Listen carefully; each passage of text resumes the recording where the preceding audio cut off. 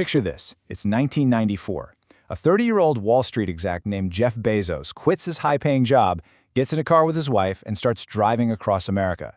And while she's driving, he's in the passenger seat hammering out a business plan to sell books on this new thing called the internet, something most people had never even used. Yeah, his colleagues thought he was completely nuts. But that business plan? It wasn't just about selling books. It was the blueprint for a company that would end up building the very infrastructure of our modern world. So, what makes someone take a leap of faith that big? Well, for Bezos, it all boiled down to this really powerful idea he called the regret minimization framework. He just asked himself a simple question. When I'm 80 years old, what am I going to regret more? Trying this whole internet thing and maybe failing? Or never even trying at all? And for him, the answer was a no-brainer. He knew he could handle failure. What he couldn't handle was the regret of not even trying. And that one single idea, it became the rocket fuel for, well, everything that came next. So how in the world do you get from a dusty garage to a global empire? I mean, this timeline right here gives you a sense of the just unbelievable scale we're talking about. It's a journey that literally starts with packing books on a concrete floor and ends with powering the apps and services that we all use every single day. All right, first up, let's really unpack the ideas that started this whole thing. Because this was never, ever just about selling books. It was about building a totally new kind of company. One that was willing to play by a completely different rulebook, including, and this was the part that sounded insane to everyone, losing money on purpose. The company famously kicked off in Bezos' garage in Washington. And, the first desks were literally just doors that they bought from Home Depot. It was a symbol of this extreme frugality that would define the company's whole culture. But here's the wild part. In the very first month, from that garage, they were already shipping books to all 50 states in 45 different countries. The demand was just instant. So when Amazon went public in 1997, Bezos' first letter to shareholders was a total bombshell on Wall Street. He basically told them, hey, don't expect any profits. He made it crystal clear that every single dollar was going to get poured right back into the company to grow as fast as humanly possible and just dominate the market. At a time when everyone else was obsessed with quarterly earnings, this was basically corporate heresy. And that huge bet on growth? Oh, it paid off and fast. Within just 2 months, Amazon was hitting $20,000 in sales a week. The demand was undeniable. It was proof that even while they were burning through cash to get bigger, the core idea was an absolute goldmine. After somehow surviving the dot-com crash that wiped out so many of its rivals, Amazon didn't just recover, it aimed way, way higher.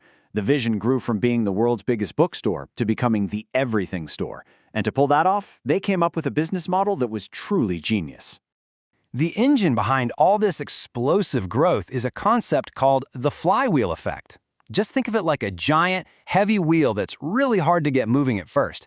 But once it starts to turn, its own momentum makes it spin faster and faster and faster. Amazon basically designed its entire retail business to be one of these flywheels. And here's exactly how that flywheel gets spinning. It all kicks off with lower prices, which, naturally brings more people to the site. Having all those customers then attracts other people, third-party sellers who want to sell to them. That flood of new sellers dramatically increases the selection of products. And what does a massive selection do? Well, it brings in even more customers. It's this perfect self-reinforcing loop that just keeps speeding up. And then, in 2005, came the absolute masterstroke that basically strapped a rocket engine to the flywheel, Prime. On the surface, it looked completely insane. Free 2-day shipping? How could that possibly make money? But Bezos got it. He knew Prime wasn't about the cost of shipping, it was about psychology. It's completely rewired our brains, turning shopping from something you think about into a default habit. It locked in over 200 million members who now, pretty much without thinking, start every product search on Amazon. Okay, but this is where the story takes a really fascinating turn. Because for all of its power in retail, Amazon's real moneymaker, its true profit engine, wasn't selling products at all.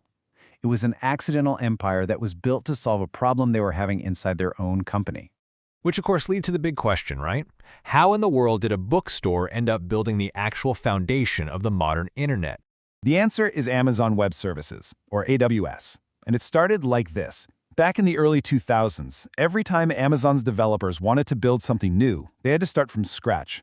I mean, building the digital version of the foundation, the plumbing, the electricity, every single time. It was super slow and inefficient. So they created a set of pre-built, reusable computing services for themselves. And then came the billion-dollar idea. What if we just rented out access to these tools to other companies?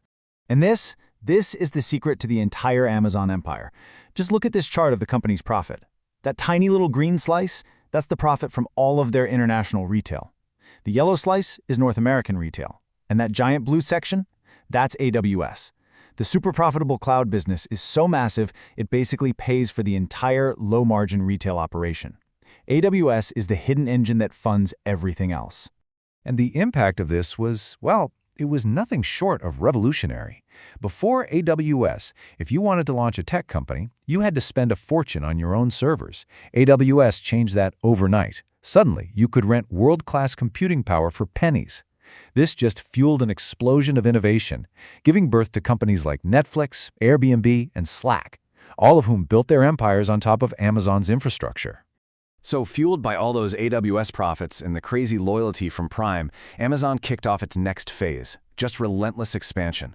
The goals shifted from being just a store to building a complete ecosystem, one that's woven into the very fabric of our daily lives.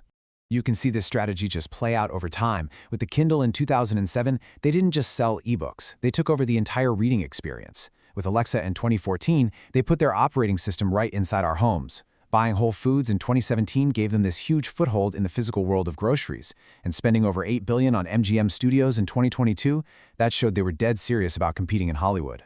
Every single move just locks you deeper into their world.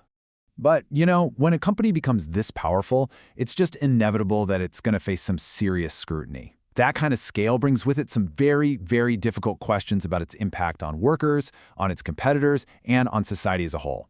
As you can see here, the criticisms really fall into a few key areas. On labor, there have been consistent reports about the intense pace and high injury rates inside its warehouses, not to mention the company's strong opposition to unions. On market power, regulators are asking if Amazon is both a player and the referee, competing against the very same sellers who have to rely on its platform. And then there's surveillance, where its facial recognition tech, called Recognition, has raised some serious privacy concerns. These are the really complex challenges that are defining this current chapter of Amazon's story. So what's next for the empire? Well, with founder Jeff Bezos stepping aside, a new CEO is now steering the company right toward the next great technological wave, artificial intelligence. And the new CEO is Andy Jassy, the man who originally built AWS. And he is running the exact same playbook. He's positioning Amazon not just to use AI, but to be the fundamental infrastructure provider for the entire AI revolution. They're pouring billions into AI startups and rebuilding Alexa from the ground up, all to make sure that, just like the last tech boom, the future is once again built on AWS. Which really brings this whole journey back to this one core philosophy from Bezos himself. We are stubborn on vision, we are flexible on details. That vision, to be the world's most customer-obsessed company, that has never, ever changed. But the details on how they get there, that's what's allowed them to pivot from books to a marketplace to cloud computing and now to artificial intelligence. In the end, this entire global empire started with one person asking a really simple question just to avoid future regret. It's a powerful way to think, not just for building a company, but for a life. So it kind of leaves us with one final thought. What's the one thing you might regret not trying?